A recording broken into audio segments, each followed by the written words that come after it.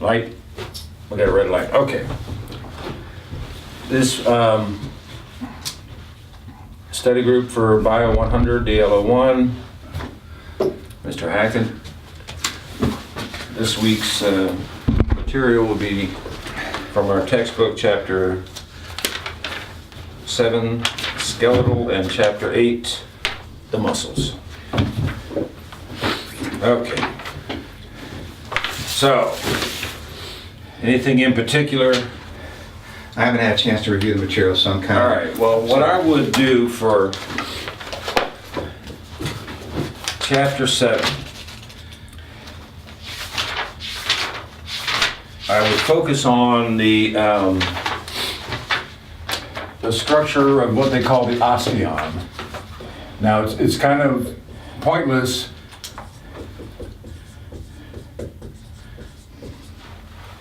to go through and try to, memorize all 206 bones of the body, and because you can look those up whenever you need to. Okay, they're in a chart somewhere, and memorization isn't going to help us much anyway. But what we're going to look at is the basic structure of compact bone, or hard bone, so to speak. And I guess just to start off, we should address what a basic bone, just the basic parts of bone. And the composite, or the example, is a long bone. Like the long bone of our upper arm, the humerus, the long bone of our thigh, our femur, and then the long bones of our lower legs, the tibia and the fibula. But with that said, the long bones are divided into regions that have names. The upper, or the more distal parts of the bone, are called epiphyses. The shaft, if you will, diaphysis, and then again at the end we have an epiphysis. And the reason, I think it's S-I-S, not S-E-S, but you have to excuse my spelling. Bones are they're a dynamic organ. Okay, in other words, they're always breaking up and building down. They're an important storage depot for the minerals of calcium and phosphorus. Okay, we store these minerals in our bones, but I suppose, and I don't know, but I suppose, most people think of our bones as these really hard, solid, dense structures. And they're not. Actually, they're quite porous. And they have a very good and rich blood supply, which is important because in the epiphyses of long bones and in most of flat bones, you're going to find an important type of bone called cancellous bone, or spongy bone. Spongy is I won't say colloquial, but it's just a term that they use, but it's called cancellous.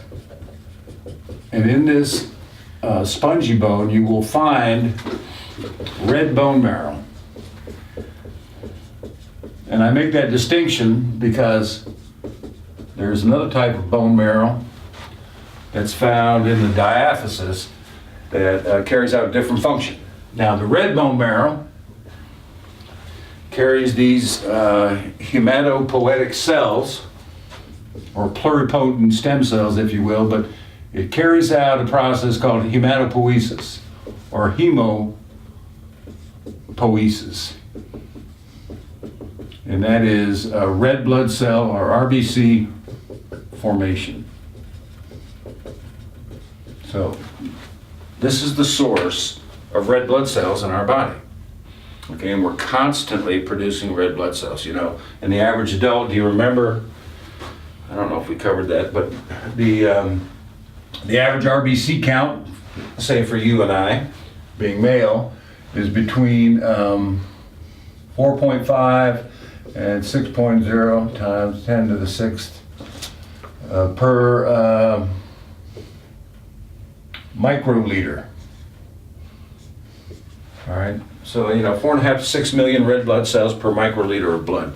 So a microliter, you can imagine if I were to take a pin, stick my finger, and put a drop of blood on the table, that would be approximately a microliter. And in that microliter, we would have, if we're all right and our blood cells our counts are normal, 4.5 to 6 million RBCs contained in that one drop of blood.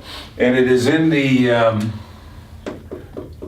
spongy bone or the cancellous bone of long bones, well, in any bone really, but in the epiphysis of long bones is where we find that cancellous bone or spongy bone, and that contains red bone marrow, and the function of that red bone marrow is hematopoiesis, which is to produce red blood cells. The average lifespan of an RBC in our body is about 120 days. Okay, so you can imagine if we have, as an adult, we have probably 5.5 liters of blood. All right, so to put that in perspective, we're talking about 4.5 to 6 million per microliter, and a microliter is a millionth of a liter. And we have about 5.5 liters of blood. So these things have to be constantly produced because they have about a 3-month lifespan, 4-month lifespan. Anyway, now, in the diaphysis of the long bone, in the shaft, if you will, there's it's hollow, and it stores yellow bone marrow.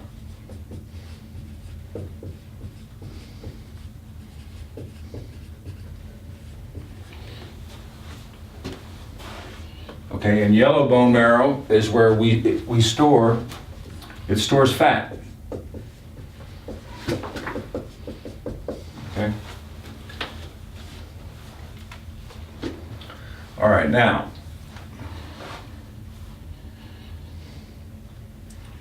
we find the differences in the in long bones, the yellow bone marrow in the diaphysis and the red bone marrow in the epiphysis. Flat bones, as an example, are hip girdle, if you will, the ilium and the ischium. They're mostly this cancellous bone or spongy bone covered by a coating or an outer surface of hard bone. If you were going to give donate bone marrow for somebody in the family or whomever, that's where they get it from usually. They take a needle and they stick it into your iliac crest, go down, they pierce the hard bone, the compact bone, go into the cancellous bone, and they suck out the bone marrow. It has a consistency, a little bit thicker than, say, if you've ever seen a pint of blood hanging, again, maybe a little bit thicker than that, so they dilute it out, with a saline solution before they would infuse it back into the body. But the point is, in the epiphyses of long bones, you have red bone marrow. In the diaphyses of long bones, you have yellow bone marrow. Now, obviously, like in the flat bone, there isn't a shaft, so it is mostly this cancellous bone covered by a compact bone. All right, now, like our skull. Our skull is a flat bone, but then it's pretty hard, at least mine is. My father called me a thick Mick. But underneath that layer of compact bone is this cancellous bone, And within that cancellous bone is this hematopoietic tissue. Okay. Important. Remember what that term means. Hemo is blood. And poiesis is, the formation thereof. All right. Now, we have, and this, I guess if you look, and when you look through the text and you look through a description of this cancellous bone, they describe it as this needle-like matrix. Let me see if I can find a good diagram of it. And because it's very porous, and within that porous matrix is the red bone marrow, the hematopoietic tissue. Why don't you mention the page number for the video? All right, we're on page, it looks like 182. We're starting on page 181, which is the skeletal system. All right, and so we're going to take a look at a deeper look into the microscopic structure of the compact bone, the hard bone. Good. All right, and you'll see that here. Okay. Page 146? Page 184. 184. Yeah, I don't know why they put Is that two 146 the chapter page? I don't know. I'm not sure what that means, but. I know that when you look in the indices, that's the number that it refers to. All right, so let's refer to 146. Right. Okay. Now, this hard bone is arranged in these concentric circles that they call osteons. All right, and if you look at that, it's a series of concentric rings surrounding a central canal. All right, so you see this central canal, and that is a venue for blood vessels and nerves. Okay, so if you look, you'll see this central canal containing blood vessels and nerves.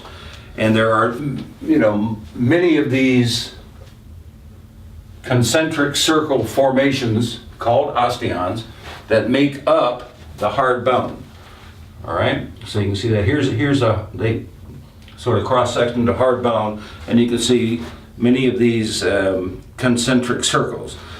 Now there are some terms that are associated with this osteon that we need to be familiar with because you're going to be asked about it. Okay. So we'll look at, starting with the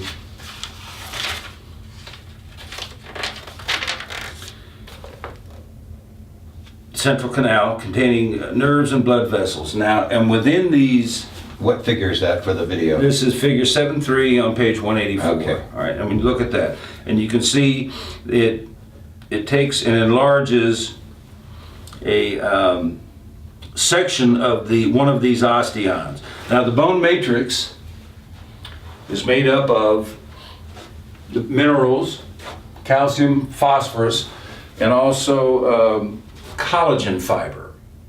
Very tough, very strong. If you're ever asked what makes bones hard is the calcium and the phosphorus, okay?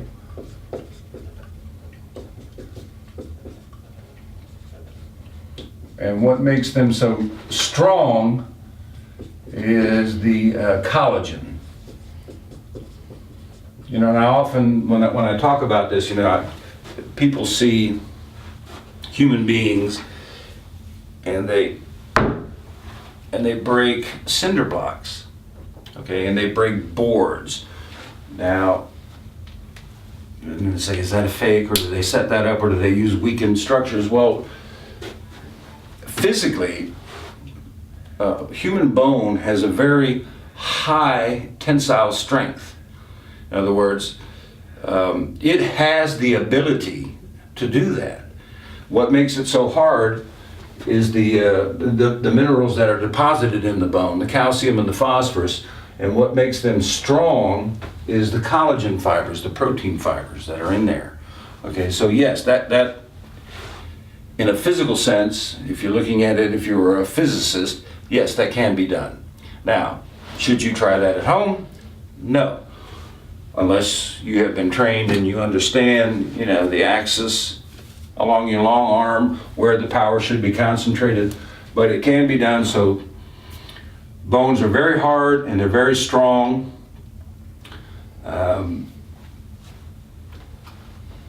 They're also quite light. You think of them as maybe being very heavy. Well, if they were very solid, completely solid objects, we wouldn't have enough muscle mass to be able to even move them. All right? Okay, now, back to the osteon. We have a central canal, nerves and blood vessels, because these bones are very dynamic. That is to say, they're constantly being broken down and built back up, depending upon your activity. You can look at the skeleton of an athlete and you'll see very dense, thick bone. You can look at the skeleton of a couch potato and the density and the thickness of those bones won't be so dense and so thick. I've heard it said that we grow a new skeleton because of this dynamic process about every 7 years. And I use this as an example. Back in 2000, I had a cervical fusion done in one of the two of the cervical vertebrae in my neck. And when they fuse them, what they do is they cut out part of the vertebral body and they put a plug in there. And what they plug it with is cadaver bone. Somebody that died and donated their bone to medical science. They freeze dry it, make sure it's sterile, and they implant it. Now, this is now 2015. That bone, that cadaver bone, has now been replaced by my own bone. Okay? All right, now, a few things in here. Outside of the long bone, there is a membrane, and I'll get back to the osteon.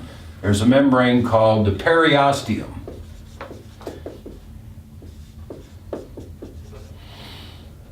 All right? And this is where you find a lot of sensory nerves, okay? It covers and protects the bone. If you talk to an orthopedic surgeon, he'll tell you once you get through the periosteum and you sort of peel that away from the bone, you can cut the bone and the patient won't feel it. And I would say, well, I just don't want to try that. So the periosteum covers the bone. Back to these osteons, so to speak. All right, we have a central canal, nerves and blood vessels. Within these concentric rings are mature bone cells called osteocytes. Okay, and these are mature bone cells that essentially have lost the ability to produce new bone matrix.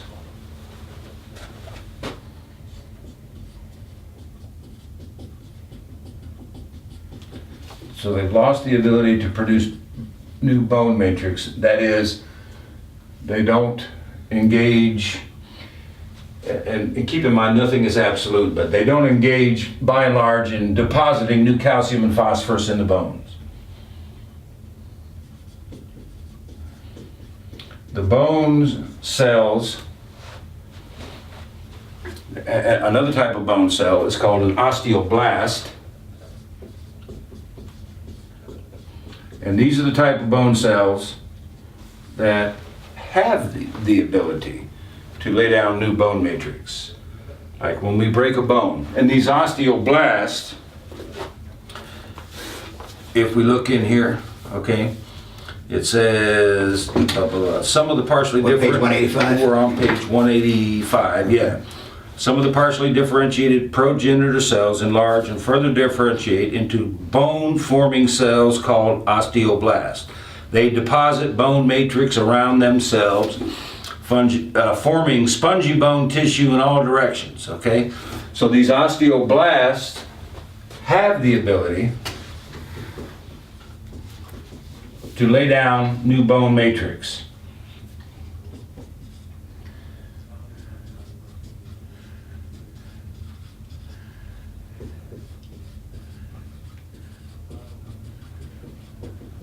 Okay, and so like when you break a bone, which I just did, 2 of them, okay, and what happens is there's a fracture in the bone, there's a discontinuity in the bone, and we'll go through the healing process, but what happens is, obviously it bleeds because bones have a good blood supply, and it forms what's called a hematoma, which is just a blood clot around the area where the 2 ends of the bone have been separated, okay?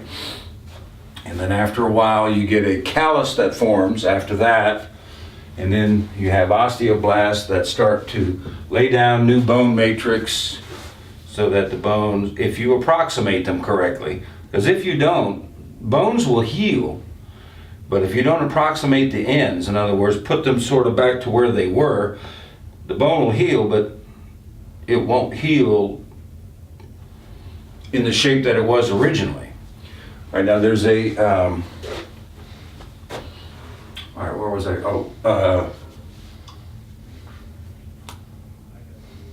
There's a third type of bone cell. It's called an osteoclast.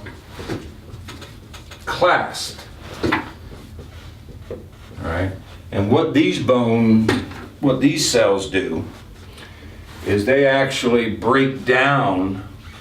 enzymatically break down bone matrix.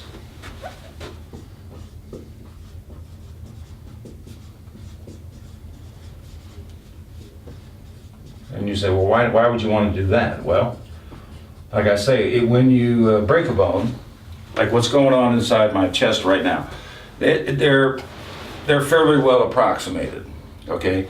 So now the hematoma has already formed, all right, since it's now Thursday, this happened on Tuesday. The osteoblasts are starting to lay down a bony callus between the 2 ends of the fractured bone. Okay, first there's a blood clot, the hematoma, all right, and you'll hear that term frequently, but, and then there's these cells, these osteoblasts start to lay down matrix. They start to deposit calcium and phosphorus and start to lay down this spongy bone material. And what happens is that material will ossify or harden.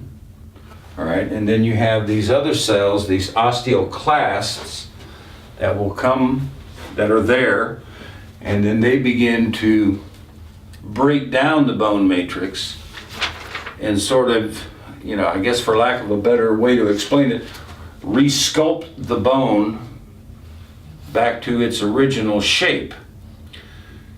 The thing is that it doesn't happen exactly. So in other words, if I broke a bone 20 years ago, let's say I broke the radius in my forearm, and that was 20 years ago, and then today I had an x-ray of that bone. They could tell that that bone had been broken previously. Now how long ago, that's kind of iffy, but they would say, yeah, that bone's been broken before. Now that's advantageous in that, well, I worked in an ER, and there are, child abuse cases where my kid fell down the stairs, or my kid did this, or my wife did this, or whatever. But, you can take an x-ray and say, no, there's been broken bones there before, because when these osteoclasts break down that bone matrix, it doesn't go back exactly it doesn't end up in the same exact shape that it used to be. Okay? All right, these are the three primary types of cells that we need to understand. Cytes, which are the mature bone cells, not much ability to divide and make new bone matrix. Blasts, which are the ones that do have the ability to divide and lay down new bone matrix. And then these osteoclasts, which actually break down bone matrix, and in some instances, resculpt broken bones, but in other instances, let's say like you don't take enough calcium into your diet, okay? And your serum calcium starts to drop. Normal serum calcium, if memory serves, is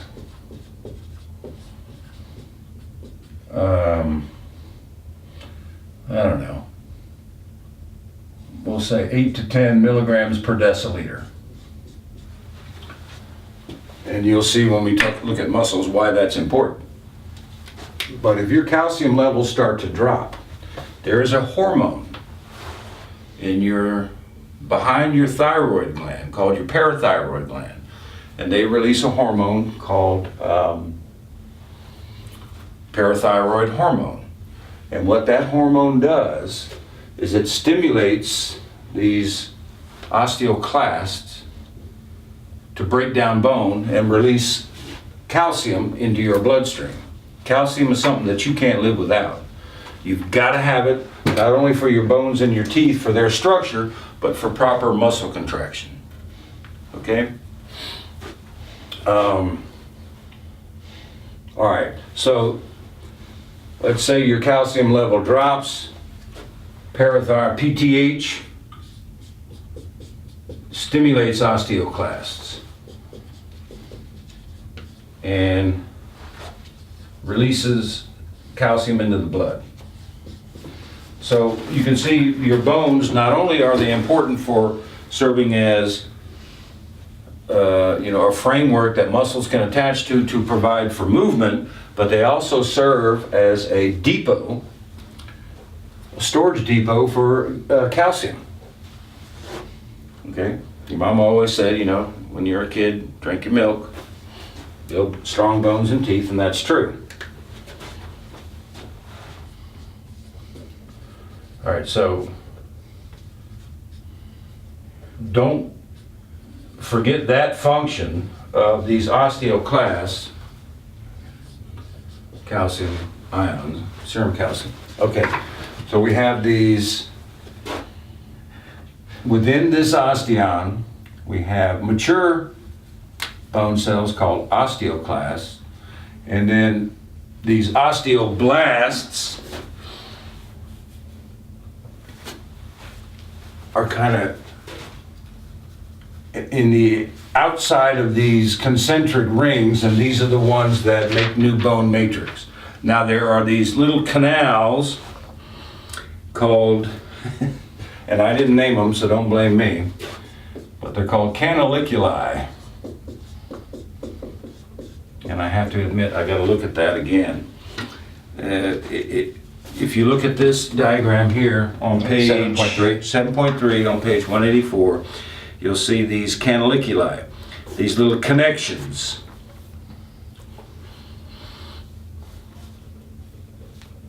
All right, and these canaliculi, all right, blah, blah, blah.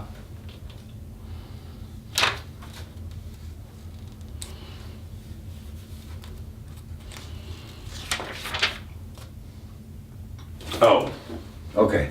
And what they are is there's just these little connections between these osteocytes.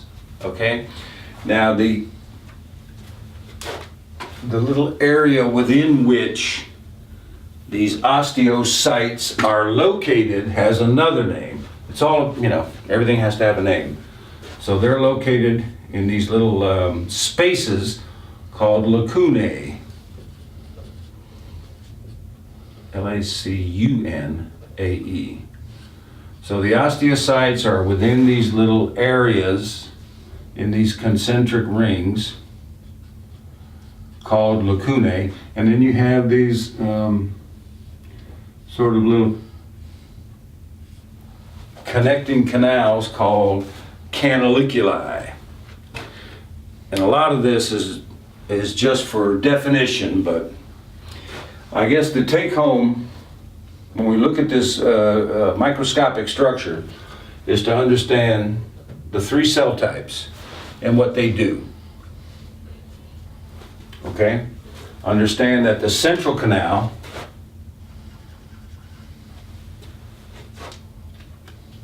is a primary venue for nerves and blood vessels, but you have blood vessels traveling through these canaliculi, these connections as well, because these are cells. All cells have to be nourished, and in order to be nourished, they have to receive blood.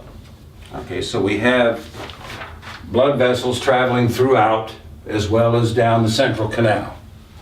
All right. See if there's anything else we want to say about that. So,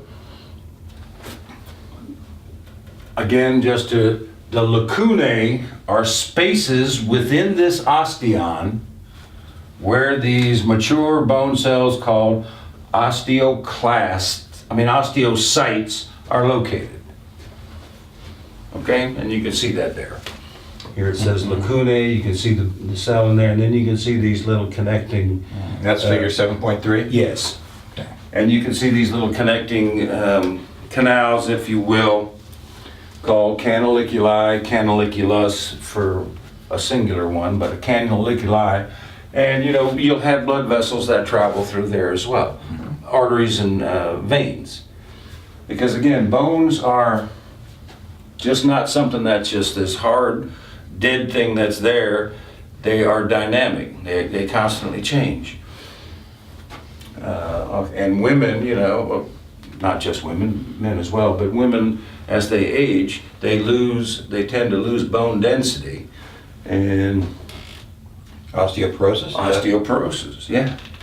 They lose some of their bone density. The bones become, I won't say that, maybe a little more hollow, if you will, because you have all of these different connections in between these cells, and because their hormone levels drop off, as do ours, bone matrix is not being laid down as it was when they were younger, and so their bones become more brittle, not quite as hard, because there's not as much bone matrix being deposited. Okay, that's hormonally regulated. Okay, there is a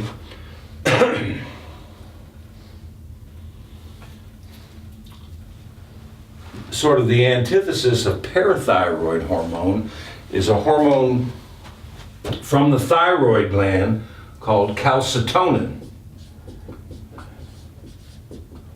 Okay, and I bring that up because these sort of work antagonistic to one another.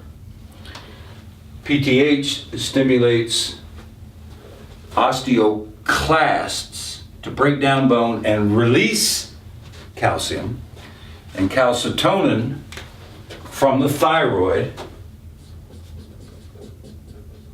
releases the thyroid releases this hormone, and that stimulates